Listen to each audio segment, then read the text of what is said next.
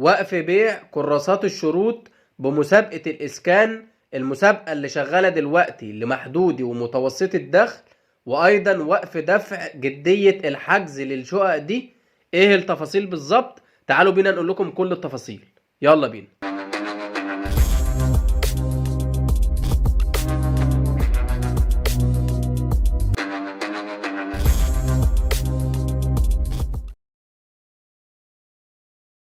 السلام عليكم اعزائي متابعي قناه بنوك مصر.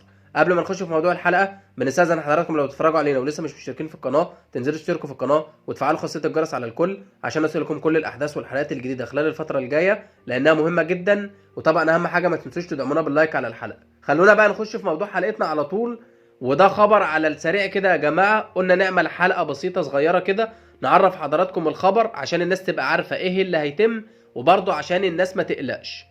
طيب، الموضوع وما فيه ان هيئة البريد اعلنت رسميا وقف بيع كراسات الشروط بالمسابقة اللي شغالة دلوقتي اللي هي بتاعت محدودي ومتوسط الدخل. هتوقف بيع كراسات الشروط خلال الايام السبت والحد والاثنين والثلاث، خلال الايام بداية من 30/11 لحد يوم 3/12. وايضا وقف سداد جدية الحجز للشقق دي سواء لمحدودي ومتوسط الدخل برضه في نفس الايام دي، على ان يستأنف بقى ان هو يرجع تاني يبيع كراسات الشروط ودافع جدية الحجز بداية من يوم 4/12. طب ليه هيئة البريد عملت كده؟ عشان بتبقى صرف المستحقات اللي هي الرواتب وبالذات المعاشات بتاعت كبار السن، فطبعا كان هيبقى فيه ميكس من الناس وهيبقى فيه تزاحم شديد جدا. طبعا شايفين التزاحم اللي كان حاصل اصلا في كراسات الشروط، فده برضه هيؤدي ان يبقى فيه تزاحم اكتر واكتر. وطبعا في ناس كتير اللي هم اصحاب المعاشات كبار السن مش هيقدروا يستحملوا الزحمه دي، فدي كانت لفتة طيبة من هيئة البريد ان هي توقف بيع كراسات الشروط وسداد جدية الحجز خلال الايام دي، وبعد كده يرجعوا يبيعوا الكراسات ويستقبلوا ان هم ياخدوا جدية الحجز.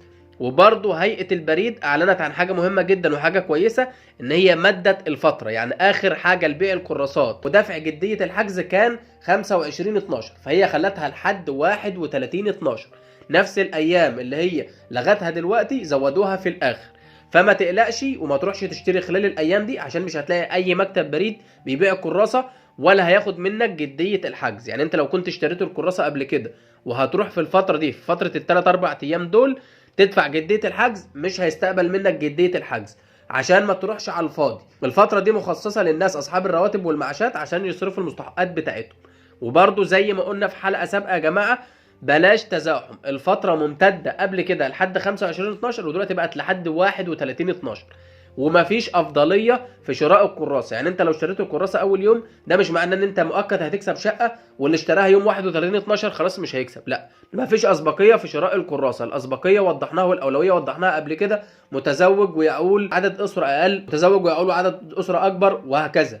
فده مفيش اولويه في شراء الكراسه. بس يا سيدي ده كده كان خبر على السريع حبينا نعرف حضراتكم بيه،